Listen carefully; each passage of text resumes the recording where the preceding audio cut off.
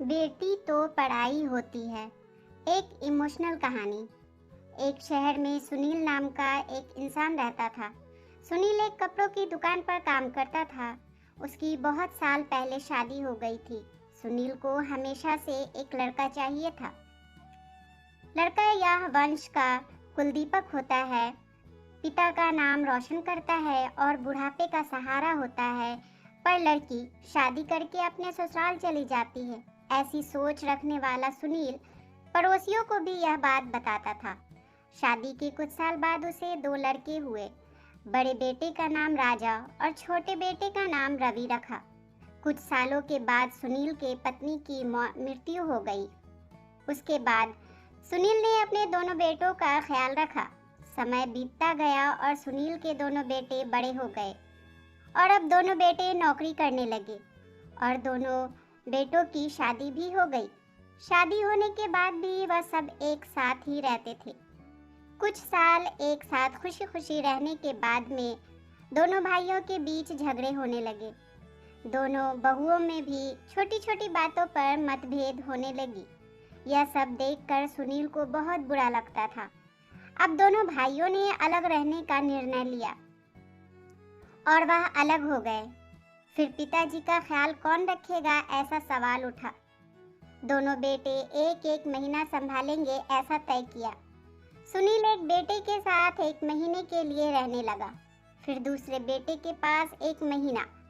ऐसा उसका बंटवारा हुआ। पर जैसे जैसे वक्त बीतता गया वैसे वैसे बहुओं और बेटों में सुनील को लेकर झगड़ा होने लगा। दोनों बेटों के घर में झगड़े का कारण सुनील रहने लगा। यह बात सुनील को अच्छे से समझ में आ गई थी। अब सुनील को पुरानी यादें याद आने लगी थी। उसने जिंदगी में कितनी बड़ी गलती की थी, यह उसे अब समझ में आ रही थी। पर अब इसका क्या फायदा। आखिर दोनों बेटों ने पिताजी को वृद्धा आश्रम भेजने का निर्णय लिया। एक दिन दोनों ही पिताजी को लेकर वृद्धा आश्रम में गए। वहां जाने पर सभी औपचारिकता पूरी करके पिताजी को मिलकर वह दोनों अपने अपने घर वापस चले गए। बेटे के घर जाने के बाद सुनील बहुत रोने लगा। उसके बाद वृद्धा आश्रम के कई लोगों ने उसे समझाया, पर वह बहुत दुखी हो गया था। सुनील को वृद्धा आश्रम में आकर 8 से 10 दिन हो गए थे। वह किसी से भी बातचीत नहीं करता था और एक पेड़ के नीचे चुपचाप बैठकर गहरी सोच में खोया रहता था। वहां के लोग उसे पूछते भी थे, पर उसने किसी को भी कुछ नहीं बताया। कुछ दिनों में वह एक इंसान से थोड़ा बहुत बोलने लगा, बातचीत करने लगा। बाद में दोनों की अच्छी सी दोस्ती हो गई। एक दिन वह दोनों बैठे थे, तब वो इंसान सुनील को अपनी कहानी बताने लगा। वह बोला कि मुझे एक ही बेटा है। वह मेरे साथ छोटी छोटी बातों पर झगड़ा करता था। इस बात से मैं बहुत परेशान हो गया था। इस वजह से मैंने वृद्धा आश्रम में रहने का निर्णय लिया। मुझे कभी कभी लगता था कि मुझे बेटे के साथ एक बेटी भी होती तो कितना अच्छा होता।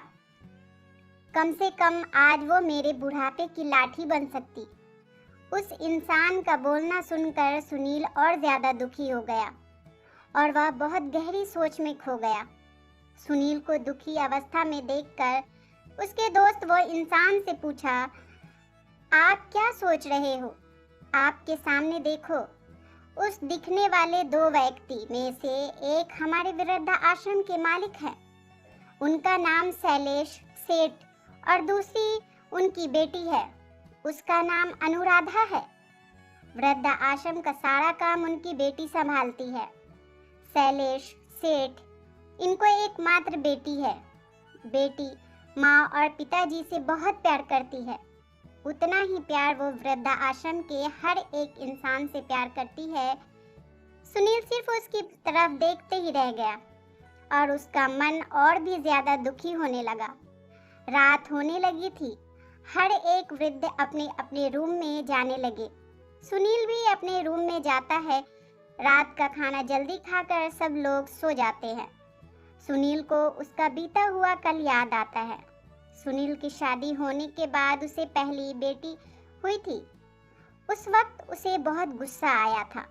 पत्नी के मना करने के बाद भी गुस्से में उसने अपनी बेटी को उठाया और दूर जाकर उसे समुद्र के किनारे मंदिर के पास छोड़ गए आया था। पर अब पश्चाताप करने के सिवाय रास्ता भी तो नहीं था। सुनील को रात भर नींद नहीं आई। दूसरे दिन वृद्ध आश्रम में एक छोटा सा प्रोग्राम था। हर एक इंसान जल्दी उठता है और अपने अपने काम में लग जाते हैं। दोपहर को सब लोग हॉल में इकट्ठे होते हैं। शैलेश, सेठ और अनुराधा भी आते हैं वहां पर। प्रोग्राम चालू होता है। तब शैलेश सेठ का ध्यान 2 से 3 बार सुनील की तरफ गया। सुनील उनको बहुत उदास बैठा हुआ दिखा। उनको लगता है कि शायद उसकी तबीयत अच्छी नहीं होगी। प्रोग्राम खत्म होने के बाद वह सुनील से बात करने के लिए उसके पास जाते हैं। वह सुनील को दुखी होने का कारण पूछते हैं।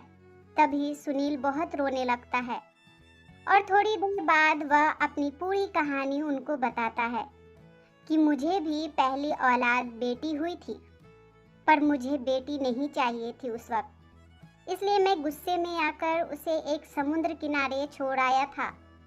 आज जब मैंने आपको आपकी बेटी के साथ देखा तो तभी मुझे समझ में आया कि बेटी कितना प्यार करती है अपने माता पिता से। मेरी बेटी भी मेरे साथ होती तो मुझे यहाँ वृद्ध आश्रम में रहना नहीं पड़ता। मेरे दोनों बेटों ने मुझे दुख के सिवा कुछ भी नहीं दिया। अपने किए हुए पापों की सजा आज मैं भुगत रहा हूँ। सुनील की सब बातें सुनकर शैलेश सेठ को मन में बहुत दुख हो रहा था। दुखी होकर वह सुनील को बोलते हैं कि यह मेरी बेटी नहीं है, मुझे यह एक नदी के किनारे मिली थी। मैं उसे घर ले आया और बहुत प्यार से बड़ा किया है मैंने। मैं और मेरी पत्नी उससे बहुत प्यार करते हैं और वह हम दोनों से भी उतना ही प्यार करती है। पूरी कहानी सुनने के बाद सुनील बोलता है कि मैंने मेरी बेटी को भी नदी के किनारे मंदिर के पास छोड़ा था। यह सुनकर शैलेश सेठ को थोड़ा गुस्सा आता है और वह वहां से निकलने ही वाले थे। तभी उसी वक्त वह सुनील को पूछते हैं, आपकी बेटी का बर्थ मार्क वगैरह आप बता सकते हो क्या? सुनील ने तुरंत जवाब दिया, हाँ बता सकता हूँ। उसके बाएं हाथ पर और पैर पर एक एक उंगली ज्यादा थी। यह जवाब सुनकर शैलेश सेठ को विश्वास होता है कि अनुराधा उसी की ही बेटी है। यह सब सुनकर शैलेश सेठ वहां से चला जाता है। शैलेश सेठ के जाने पर अनुराधा वहां पहुंचती है और वह सुनील को बोलती है कि मैंने आप दोनों की पूरी बात सुन ली है। आपने मेरे बारे में जो भी कहा वह सुनकर मेरा मन बहुत दुखी है। एक पिता खुद की बेटी के बारे में ऐसा निर्णय ले सकते हैं और उसे एक सुनसान जगह पर मंदिर के पास छोड़ सकते हैं। ऐसा कैसे हो सकता है? यह सुनकर मुझे बहुत बुरा लगा। आपने जो भी किया वो बहुत गलत था। आपने मुझे बेटी बोलने का अधिकार खो दिया है। मैं आपकी बेटी थी, फिर भी आप मुझे रास्ते पर छोड़कर चले गए थे और मैं उनकी बेटी ना होते हुए भी उन्होंने मुझ पर जान निछावर कर दिया। इसलिए वही मेरे सच्चे पिता हैं। आप इस वृद्ध आश्रम में रह सकते हैं, पर आज आपने उनके सामने जो बोला है वह फिर कभी भी उनके सामने मत बोलिएगा, क्योंकि आज तक मैंने उनको इतना दुखी कभी भी नहीं देखा। इतना बोलकर अनुराधा वहां से चली गई।